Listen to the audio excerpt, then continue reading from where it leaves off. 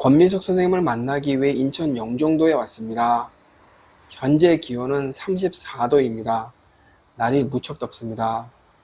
80년대 초등학교를 다닌 저희 세대에게는 선생님의 존재는 정말 권위 그 자체였습니다. 제가 6학년 때 담임 선생은 배구 코치였는데 반장에 따귀를 쳐서 반장이 코피를 흘리며 즉시 기절했던 적도 있었습니다.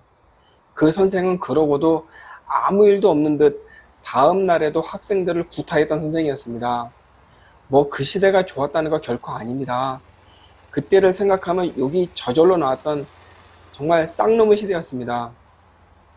서울 서희초등학교 교사의 안타까운 사건, 초등학생의 교사 폭행 등 초등학교 선생님들의 순환 시대라고 할 만큼 선생님들은 현재 고난의 시대를 겪고 있습니다. 인터뷰에 응해주신 선생님은 인천 중산초등학교 권미숙 선생님입니다. 권 선생님은 얼마 전 학생으로부터 심한 폭행을 당한 뒤 현재는 치료를 위해 학교를 잠시 쉬고 계시는데요. 권 선생님의 이야기를 통해 현재 초등학교에 무슨 일이 벌어지고 있는지를 자세히 다뤄보도록 하겠습니다. 총 5회로 방송될 예정입니다.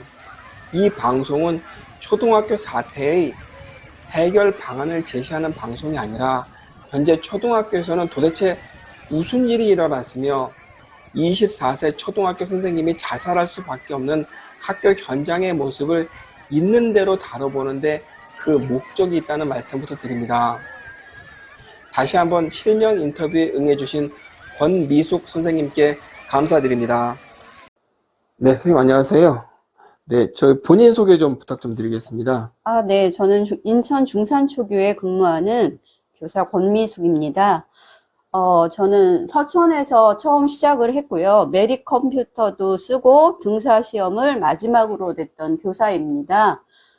나이는 그냥 나이로는 54세고 만으로는 51이고요. 교직 경력은 28년 됐고 담임에 전담을 했습니다. 부장은 권유를 하지 않더라고요. 전교조라서 그런 것 같습니다. 요즘도 전교조 선생님이라고 해서 차별을 받고 그러신 게 있을까요? 있습니다. 희한하네요. 네. 전교조 하면 선생님들 사이에서도 동료 교사도 뜨악한 표정으로 하고 그렇게 되더라고요. 학교마다 실제로 전교조 선생님들이 많이 있지 않나요? 많지는 않습니다. 지난번에 법외노조가 되었을 때 많이 선생님들이 탈퇴를 하셨어요. 그런 식으로 있었군요. 네.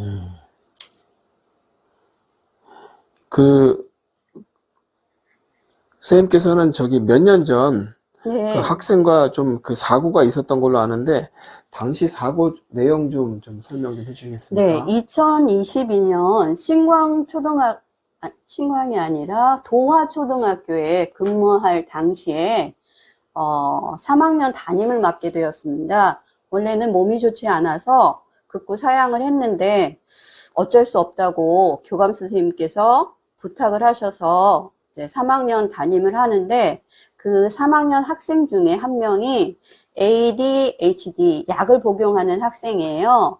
이 학생은 1학년 때부터 아주 유명한 학교의 그런 학생입니다. 이 학생은 특징은 유튜버도 하고 있고 엄마가 또 장려를 해요. 그리고 컴퓨터를 너무 좋아하고 휴대폰으로 뭘 만드는 걸 굉장히 잘합니다. 그리고 그림을 잘 그려요. 이런 것까지 개인으로 봤을 때는 괜찮습니다. 그런데 사회 적응력이 굉장히 떨어집니다. 그래서 아이들하고 뭔가를 함께 할 때는 갑자기 주먹이 먼저 나갑니다. 그래서 담임인 저는 항상 긴장 상태에 있어야지 돼요. 이 학생이 언제 누구를 칠지 몰라서. 그러던 중에 어떤 친구와 싸움이 있었어요. 그 싸움을 하는데 선생님이 아무리 말리고 말려도 아이가 듣지를 않아요. 그래서 제가 가서 아이를 데리고 밖으로 뛰쳐나왔어요. 왜냐면 다른 아이들은 수업을 해야지 되니까. 그래서 걔를 잡고 있는데 안 된다고 가서 걔를 때리겠노라고 계속 하니까 그 실갱이를 1시간 정도 했던 것 같아요. 근데 아무도 도와주는 분들이 안 계시더라고요. 그래서 그때 그 실개인가 있고 나서 몸이 좀 안 좋다 하고 있었습니다. 그러고 나서는 병원 한번 다녀왔고 계속 병원은 아프니까 다녀왔죠.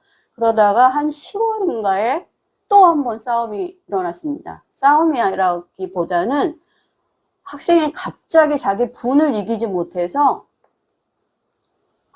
교실 안을 다 이렇게 해적고 돌아다니면서 책상을 막 발로 차고 막 책상을 뒤집고 의자를 뒤집고 그러니까 아이들이 3학년 아이들이 놀래서 밖으로 뛰쳐나갔습니다. 그래서 그때 코로나가 있던 시기라서 그 학교에서 오시는 분들이 계셨는데 그분들이 일단 아이들을 안정을 시켰어요. 그리고 나서 저는 그 아이가 안정될 때까지 기다려줘야죠. 그게 1시간 가량이었습니다. 그런데 이 학생이 그것만 한 게 아니라 저를 발로 찼어요. 그런데 제가 어디를 맞았냐면 소중한 부분을 맞았습니다.